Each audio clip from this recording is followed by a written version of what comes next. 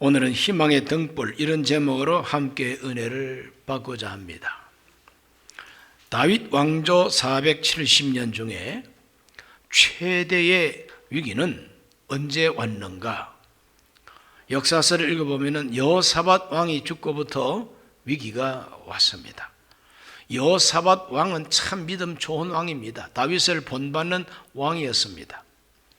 그래서 그는 나라에 큰 위기가 다가올 때 하나님 앞에 백성들과 더불어 금식하면서 오직 주만 바라보나이다, 오직 하나님만 바라보나이다, 그런 믿음의 왕이었어요.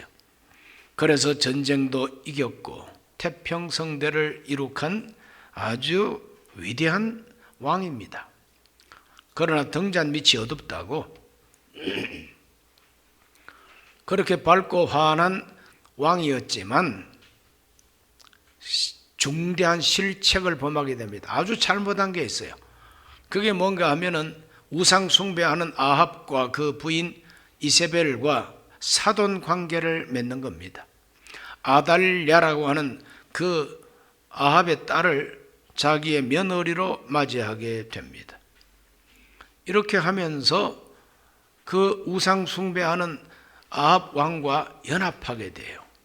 전쟁도 함께 하고, 우리는 같은 민족이요, 우리는 같은 뿌리에서 나온 왕국이다, 우리의 운명도 하나다, 이렇게 해서 전쟁도 같이 하고, 그리고 문화 교류가 활발하고. 그런데 하나님 보시기에는 그것이 좋지 않습니다. 하나님을 미워하고 하나님을 믿지도 아니하는 아합 왕과 여호사밧은 친하게 지내는 겁니다. 하나님은 저주하기를 원하는데 여호사밧은 축복을 하고 있으니 하나님하고는 길이 틀려. 그 여호사밧 왕이 죽고 난 다음 그 며느리가 되는 아달랴가 야심찬 여자입니다. 자기 어머니 이세벨을 꼭 빼닮았습니다. 그래서 자기 남편 여호람 왕을 막 선동하고 부추겨가지고 바알 신전을 예루살렘에다가 건축하게 하고, 유다 백성들이 바알 신을 숭배하는 것을 활짝 문호를 개방하게 됩니다. 북쪽에 있는 아합 왕가는 이미 엘리야를 통해서 저주한다고 애언한 바가 있죠. 그래서 하나님께서 이 남쪽이나 북쪽이나 다 우상 숭배에 빠져 있기 때문에 한날 한시에 저주를 내립니다. 그래서 무서운 쿠데타가 일어나죠. 에후 장군이 쿠데타를 일으켜가지고 여호람 왕, 북쪽에도 왕 이름이 여호람입니다. 남쪽에도 왕 이름이 여호람입니다. 이 두 여호람을 하나님께서는 다 저주하고 내리칩니다. 남쪽의 여호람이 먼저 죽었어요. 창자가 흘러나오는 병들어서 죽습니다. 북쪽의 여호람은 에후 장군이 쿠데타를 일으켜서 칼로 척살을 합니다. 그때 외삼촌 병문안 갔다가 남쪽 아하시야 왕도 같은 날 척살을 당하게 됩니다. 아달랴가 소식을 들었습니다. 자기의 남동생도 에후 장군 칼날에 죽고 자기 아들도 올라갔다가 양 척살을 당해서 죽었다. 그러니 이제는 유다 왕국에 왕이 없습니다. 왕자도 없습니다. 있기는 있어도 자기 마음에 들지 않습니다. 그래서 이 아달랴가 아주 막 혁명을 일으키듯이 해서 왕족을 다 죽이게 됩니다. 왕자라고 하는 왕자는 다 죽입니다. 그냥 바로 그 시대가 이스라엘 왕조, 즉 다윗 왕조의 최대 위기인 것입니다. 다윗 왕 혈통이 끊어지게 생겼다 이 말이죠. 혈통이 끊어지면 이제 더 이상 같은 부족에서 왕이 나올 수가 없잖아요. 그것은 바로 무엇을 의미하느냐? 장차 오실 예수 그리스도 메시아의 족보가 끊어질 위기라 이 말이죠. 이것이 바로 다윗 왕조 최대의 위기가 아닐 수가 없습니다. 가장 캄캄하고 암울한 시대였습니다. 그런데 하나님은 바로 그 무서운 피바람이 일어나는 그 학살극 속에서도 하나님은 한 아기를 희망의 등불로 남겨주셨어요. 한 아기를 희망의 등불로 남기는데 그 아기가 바로 왕자입니다. 죽은 바로 그 아시아의 아들이에요. 갓난 아기입니다. 그런데 그 갓난 아기를 하나님께서 살려주시는 것입니다. 역대하 22장 10절과 11절에 그 기사가 나와 있습니다. 아시아의 어머니 아달랴가 자기 아들이 죽은 것을 보고 일어나 유다 집의 왕국의 실을 모두 진멸하였으나 왕의 딸 여호사밧이 아시아의 아들 요아스를 왕자들이 죽임을 당하는 중에서 몰래 빼내어 그와 그의 유모를 침실에 숨겨 아달랴를 피하게 하였으므로 아달랴가 그를 죽이지 못하였더라. 여호사밧은 여호람 왕의 딸이요 아시아의 누이요 제사장 여호야다의 아내이더라 그랬어요. 이 아달랴가 그 요아스라고 하는 어린 아기가 태어난 줄은 아는데 찾지를 못했어요. 그래서 다 죽인 줄로만 알고 자기가 여왕이 됩니다. 자기가 통치합니다. 왕족을 다 진멸한 줄로 알았어요. 그러나 하나님께서는 한 아기 왕자를 살려 주신 것이죠. 그 아기가 바로 희망의 등불이 된 겁니다. 아기라고 무시하지 마세요. 희망의 등불입니다. 왕족을 다 진멸하는 중에 어떻게 그렇게 한 아기가 살아날 수가 있었을까? 그것은 하나님의 섭리인 것입니다. 열왕기하 8장 19절을 다 같이 한번 읽어보면 야훼께서 그의 종 다윗을 위하여 유다 멸하기를 절개하지 아니하셨으니 이는 그와 그의 자손에게 항상 등불을 주겠다고 말씀하셨음이더라 그랬어요. 왕실이 몽땅 다 바알 숭배에 빠져버리고 하나님께서 진노하시고 진멸할 수밖에 없지만은 다윗에게 주신 하나님의 말씀이 있다는 거예요. 내가 다윗한테 꺼지지 않는 등불을 주겠다고 약속을 했다. 그러므로 하나님은 약속을 반드시 지키시는 하나님이죠. 바로 그 약속 때문에 요아스 어린 아기 왕자가 살아나게 되는 것입니다. 무슨 아기가 무슨 힘을 썼겠습니까? 여호사밧이라고 하는 그 공주가 무슨 큰 힘이 있겠습니까? 그러나 하나님은 그 무서운 학살 속에서도 어린 아기 왕자를 살려준 것은 약속, 즉 하나님의 약속 때문입니다. 희망은 어디에 있습니까? 약속에 있습니다. 하나님의 약속이 있습니다. 그 약속은 절대로 마귀가 깨부실 수가 없어요.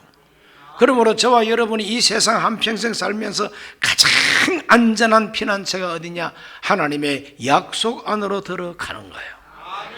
그 하나님의 약속의 세계는 마귀가 어찌할 수가 없어요. 왜? 온 세계와 우주 역사의 주인이신 하나님이 말씀하고 약속한 그 세계는 하나님께서 건드리지 못하게 합니다. 그래서 아달랴가 왕족을 진멸할 때에 이 아기는 찾을 수가 없었던 것입니다. 하나님이 감추어 주셨어요. 하나님이 어떻게 그 다윗에게 그러한 약속을 주셨을까? 그것은 열왕기상 15장 4절에서 5절에 그 비밀이 밝혀져 있습니다. 그의 하나님 야훼께서 다윗을 위하여 예루살렘에서 그에게 등불을 주시되 그의 아들을 세워 뒤를 잇게 하사 예루살렘을 견고하게 하셨으니 이는 다윗이 햇사람 우리아의 일 외에는 평생에 야훼 보시기에 정직하게 행하고 자기에게 명령하신 모든 일을 어기지 아니하였음이라. 다윗도 한 남자로서 정말 자기 정욕을 참지 못하고 그 충신의 아내를 가로채서 자기 아내로 만들고 그 충신 우리아를 저 최전방에 보내가지고 죽도록 내팽겨 쳐버렸습니다. 하나님이 내려다보시고 이 못된 이 다윗을 하나님이 저주하려고 했지만 다윗이 너무나도 하나님 앞에 회개하고 진실로 회개하니까 하나님이 용서해 주시고 나머지 모든 다윗의 그 생활은 평생에 정직했다 그랬어요. 그래서 하나님이 꺼지지 않은 등불을 주겠다고 말씀을 주셨다는 것입니다. 오늘 저와 여러분이 참 다윗처럼 실수한 것 있다 할지라도 그 실수한 것 때문에 나는 망했네 하고 절망하지 말고 하나님 앞에 진실하게 회개하고 하나님 기회를 주옵소서. 내가 다시는 하나님 마음을 아프게 하지 않겠습니다 하고 평생에 정직하면 하나님은 오늘 또 우리에게는 약속을 주십니다. 꺼지지 않은 등불을 주겠다는 약속이요, 그것이 바로 희망의 등불인 겁니다. 바로가 아기를 학살하라고 하는 명령을 내렸죠. 애굽에서 종노릇하는 이스라엘 백성들을 바로가 미워하고, 그래서 그 이스라엘 세력이 커지는 걸 정치적으로 두려워해서 남자 산의 아기가 태어나면 나일강에 집어 던지라고 명령을 내렸어요. 그런데 모세 하나를 하나님께서는 희망의 등불로 살려주신 것입니다. 석 달을 집에서 키웠는데 더 이상 집에서 키울 수가 없으니까 갈대 상자에다가 어린 아기 모세를 담아서 갈대 숲에다가 탁 갖다 뒀지요. 만약에 하나님이 살려내지 않았더라면 갈대 상자에서 굶어 죽었을 거요, 어린 아기 모세가. 그러나 하나님께서는 바로 왕의 공주를 감동시켜가지고 어떻게 그 강가에 오게 해서 아기 우는 소리를 듣고 그 속에 모성애가 발동이 돼가지고 내 아들이다, 내가 건졌으니까 내 아들이다, 그래서 왕자로 자라게 해 주신 것이죠. 이것도 하나님의 섭리입니다. 희망의 등불이 된 것이죠.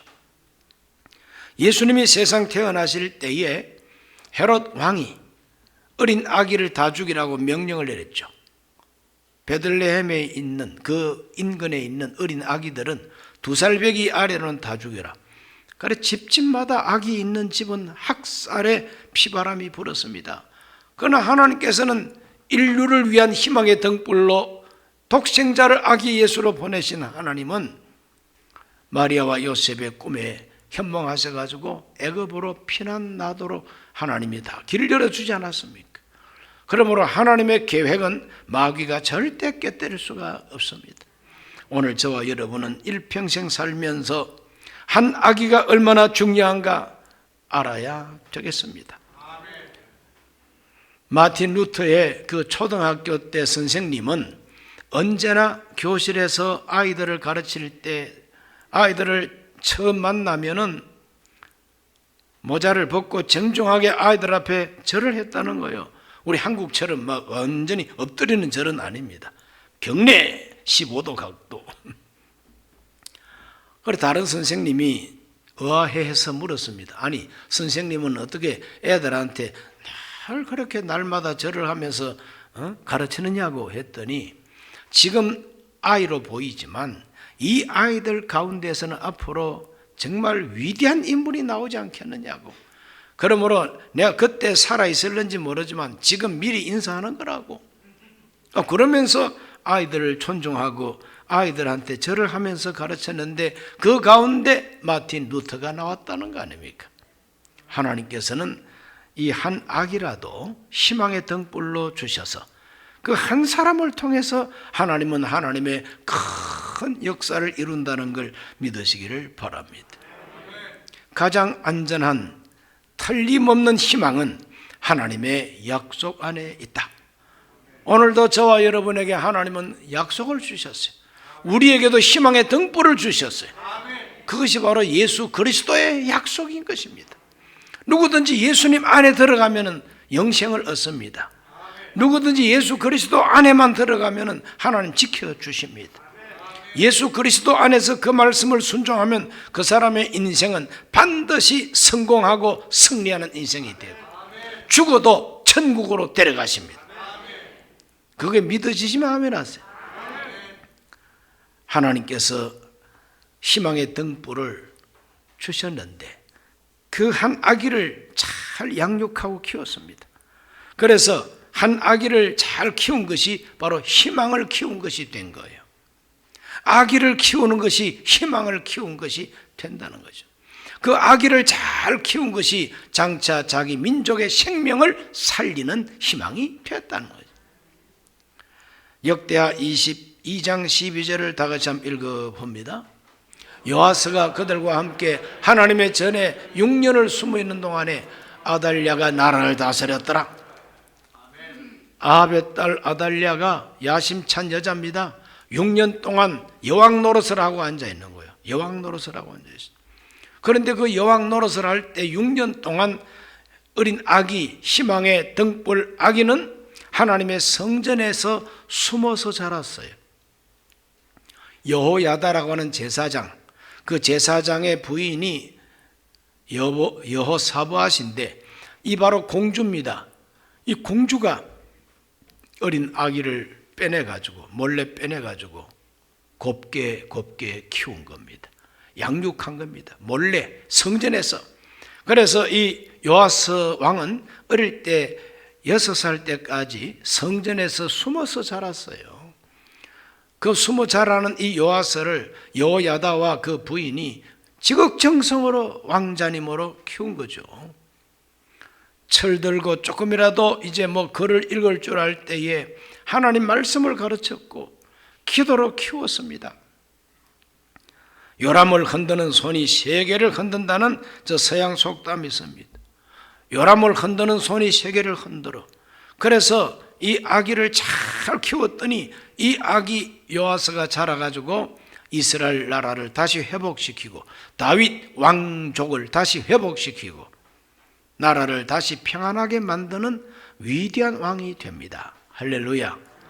그러므로 성전에 숨어서 요람을 흔들면서 이 어린 아기를 잘 키운 것이 바로 나라를 구원하고 끊어진 그 왕족을 다시 일으켜서 하나님의 나라를 세우는 위협을 달성하게 됐다는 것이죠.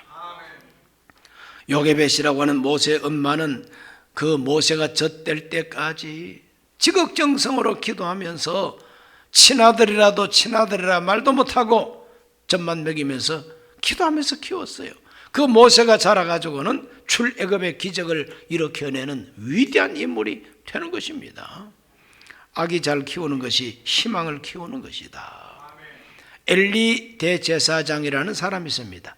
이 사람은요, 아들 교육을 잘 못해가지고 이 아들이 아버지의 교육을 받지 않습니다. 건방지고 교만하고 오만하고. 그래서 엘리 대제사장은 바로 그 아들들 때문에 속이 다 썩어 문드러진 대제사장입니다.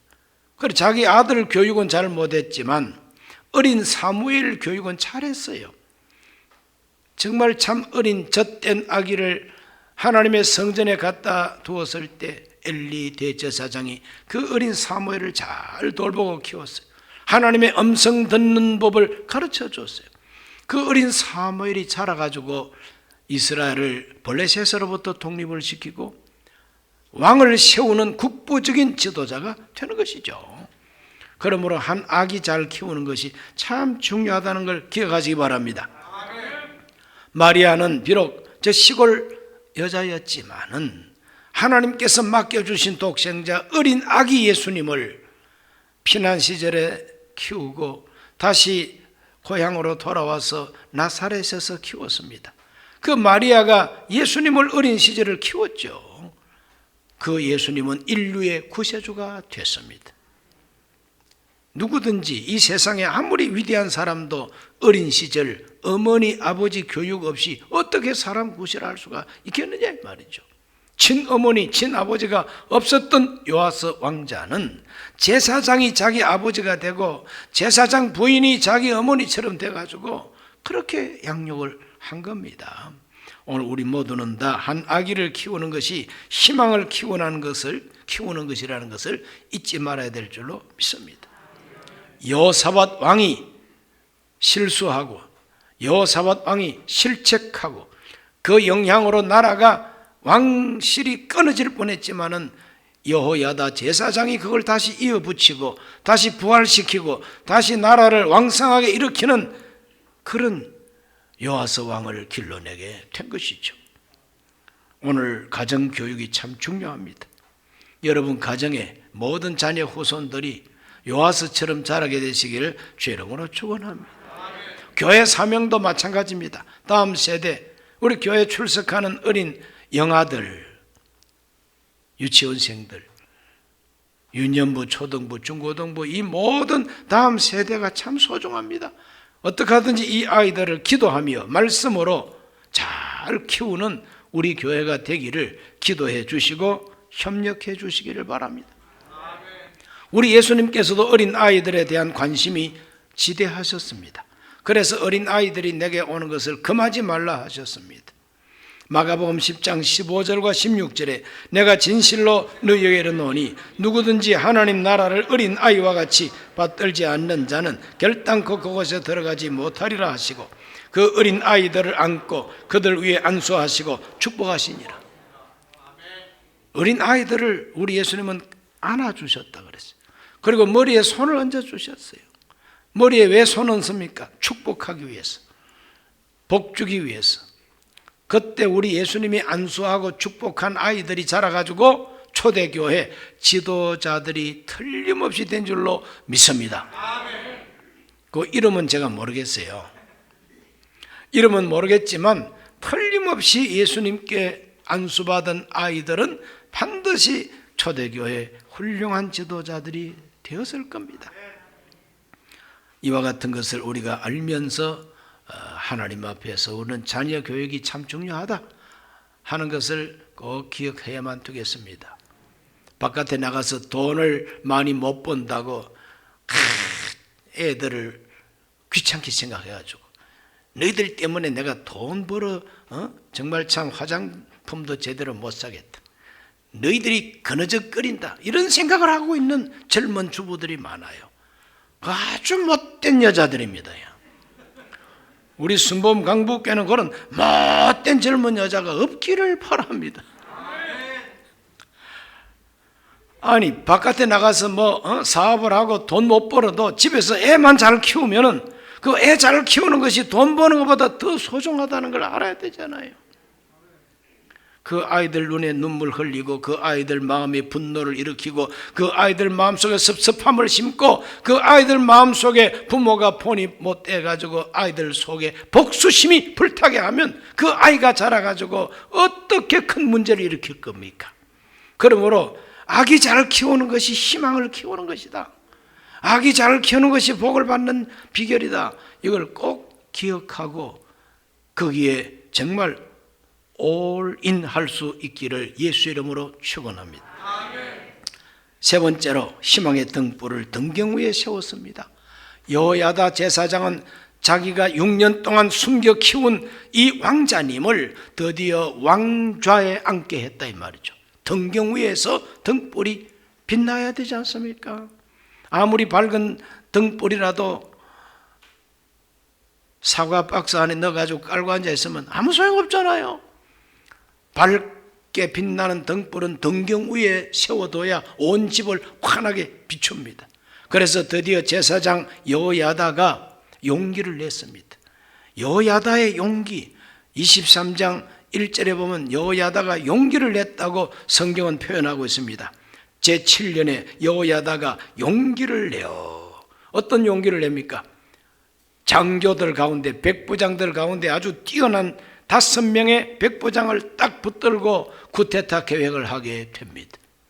아달랴 여왕을 쫓아내고 진짜 다윗의 혈통 왕자를 왕으로 모시자, 이렇게 쿠데타 계획을 하게 됩니다. 그 5명의 백부장 이름도 성경에 다 나와요. 이 사람들이 이제 바깥으로 몰래 나와가지고 유다 온 전국을 돌면서 이 쿠데타에 가담할 족장들을 끌어모읍니다. 레위지파 사람들을 끌어모읍니다. 이 5명의 이 혁명의 지도자들이 사람들을 규합해서 성전으로 옵니다. 바로 그 사람들을 붙들고 여호야다는 그 어린 요아스 왕자를 모시고 나와가지고 왕좌에 앉히게 됩니다. 성전에서 면류관을 머리에 씌우고 만세수를 하옵소서 찬송하게 됩니다. 그것이 바로 23장 11절입니다. 무리가 왕자를 인도해내어 면류관을 씌우며 율법책을 주고 세워 왕으로 삼을세 여호야다와 그 아들들이 그에게 기름을 붓고 이르기를 왕이여 만세수를 누리소서. 하나님의 성전에서 즉위식을 가지는 거죠. 이 소식을 듣고 아달랴가 쫓아와서 보니까 조그마한 아이 하나를 밀주간 씌워서 왕이라고 만세를 부르고 있으니 참 기가 찹니다. 그러나 그 주변에 몰려있는 백성들이 얼마나 많습니까? 그래서 아달랴가 황급하게 도망을 치면서 반역이로다 반역이로다, 자기 옷을 찢으면서 반역이로다 반역이로다 이러면서 이제 도망을 이제 쳐나가죠. 그럴 때 여호야다가 명령을 합니다. 저 여자를 성전에서는 죽이지 말고 따라가서 죽이라. 그 여자 아달랴를 옹이하고 그 아달랴 편드는 사람들도 다 죽여라. 그러니까 죽이라는 명령이 막 등장하게 되죠. 북쪽의 이스라엘 왕국은 군대 장관 예후가 쿠데타를 일으켰어요. 군대 장관 예후가 쿠데타를 일으켜가지고 바알 신전에서 제사하는 제사장들과 그리고 여호람 왕과 또 유다 왕 아시아까지 다 척살하고 특별히 이세벨을 척살합니다. 그 이세벨의 시체는 개가 뜯어먹게 만들어 버렸죠. 그런데 이 남쪽의 유다 왕국에도 같은 시기에 똑같은 시대가 아니지만 7년 후에 쿠데타가 일어납니다. 이 쿠데타는 누가 일으켰느냐? 여호야다라고 하는 제사장이, 요즘 말로 말하면 목사가 쿠데타를 일으키는 바로 주동자가 된 거예요. 무시무시한 쿠데타죠. 그래서 아달랴도 죽고 아달랴를 추종했던 바알 제사장들도 다 죽습니다. 왕으로 추대하고 온 국민이 일어나서 혁명을 성공시킵니다. 23장 17절 읽어봅니다. 온 국민이 바알의 신당으로 가서 그 신당을 부수고 그의 제단들과 형상들을 깨뜨리고 그 제단 앞에서 바알의 제사장 맏단을 죽이니라 그랬어요. 주일날 자꾸 죽인다는 말을 해서 죄송합니다만은 성경이 죽인다니까 제가 죽인다고 말을 하고 있는 거죠. 그러니까 죽여야 할 인간은 죽여야만 되는 거예요. 자, 이와 같이 바알 신당으로 가서 모든 신상을 깨부시고 그 신전을 헐어버리고 제사장들을 죽이고, 자, 계속 읽어봅니다. 23장 21절을 읽어봅니다. 그 땅의 모든 백성이 즐거워하고 성중이 평온하였더라. 아달랴를 무리가 칼로 죽였더라. 그 여왕 아달랴를 칼로 죽이는 거죠. 이것이 바로 쿠데타입니다. 이게 바로 반역입니다. 반역은 반역인데 하나님께서 기뻐하시는 반역이요. 마귀가 나라를 다스리는데 그 마귀한테 반역을 안 하고 고분고분하면 그게 충신입니까? 마귀한테 충성하는 게 무슨 충신이에요? 그렇죠? 마귀는 쫓아내고 마귀는 대적하고 마귀가 사람이라면 죽여야 되죠. 그 반역, 그 쿠데타가 하나님이 칭찬하시고 인정하시고 복 주시는 쿠데타란 말이죠. 그런 의미로 저와 여러분은 우리를 지배하려고 하는 악의 세력을 대항해야만 되는 것이고, 내 인생을 불행하게 만들려고 하는 이 사탄의 세력에 대하여 우리는 쿠데타를 일으켜야 된다는 거예요. 말씀의 칼을 들고 목을 쳐야 된다는 겁니다. 약간은 좀 으시시한 말 같더라도 비유적으로 그렇다 이거죠. 그러므로 우리는 십자가의 용사들이 되어야만 됩니다. 여호야다와 함께했던 백부장, 여호야다와 함께했던 족장들, 여호야다와 함께했던 그 레위 사람들 모두가 칼을 들고 혁명을 일으키고 쿠데타를 일으켜가지고 다윗 왕가를 다시 회복시키게 되는 것이죠. 하나님은 기뻐하셨습니다. 계속된 선정, 즉 요아스가 왕이 되고 그때부터 계속된 선정이 베풀어지게 됩니다.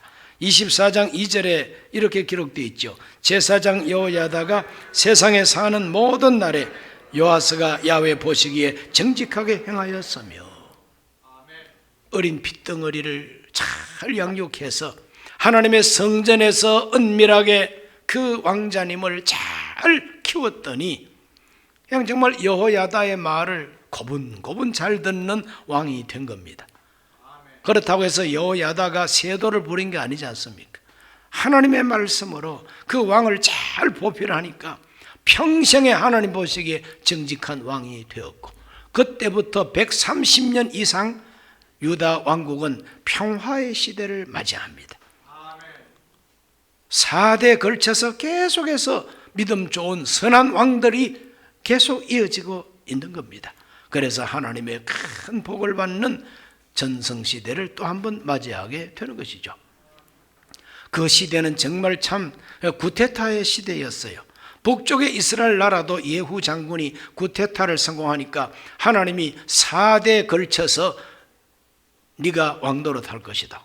그래서 100년이 넘도록 북쪽 이스라엘도 평화의 시대를 맞이하고, 남쪽에는 제사장이 구테타를 일으켜서 성공을 했더니 하나님이 130년 동안이나 평화의 시대를 주었다. 그런 것을 역대하 그리고 열왕기하를 읽으면서 발견하게 되는 것입니다. 오늘 어린이 주일을 맞이했습니다. 이 어린이 주일, 우리들은 바로 이 성전에서 키웠던 한 어린아이가 얼마나 위대한 결과를 가져왔는가를 보면서 하나님, 우리 집에 있는 우리 자녀와 우리 후손들이 요아스 왕처럼 되게 하여 주옵소서. 우리 교회 학교에 나오는 어린 영아 유치부부터 시작해서 모든 청년들까지라도 다음 세대가 요아스처럼 되게 하여 주옵소서. 요아스를 길러냈던 여호야다와 같은 어른들이 되고, 여호야다와 같은 부모가 되고, 여호야다와 같은 우리 교회 모든 교사들이 되기를 오늘 기도해야 될 줄로 믿습니다. 이 아이들이 나라의 희망이요, 이 아이들이 교회의 희망이요, 이 아이들이 희망의 등불이다 이 말이죠. 하나님께서 미약한 한 어린 아기로 주셨지만 그 미약한 한 어린 아기를 잘 양육하고 키웠더니 하나님이 축복해 주신 것입니다. 오늘 저와 여러분도 너무 성질급하게 우리가 기다리지 말고 너긋하면서도 인내를 가지고 자녀 양육을 해야만 되는 것이고, 후대를 키워내야 되고, 하나님 앞에 희망의 꽃을 피울 수 있게 되시기를 예수님 이름으로 축원합니다. 기도하겠습니다. 살아계신 아버지 하나님, 오늘 어린이 주일을 맞이해서 그 옛날 유다 왕국에 다윗 왕조가 끊어질 뻔했지만 한 어린 아기를 희망의 등불로 주셨으니 그 희망의 등불을 잘 키워서 마침내 희망의 꽃을 피웠습니다. 오늘 우리 모두가 그 역사적 이야기를 오늘 이 시대에 적용해서 우리 모두가 다 우리 자녀와 후손들을 잘 키우게 하여 주옵시고, 교회가 주어진 이 어린 아이들을 잘 키워낼 수 있도록 도와 주시옵소서. 예수님 이름으로 기도하옵나이다. 아멘.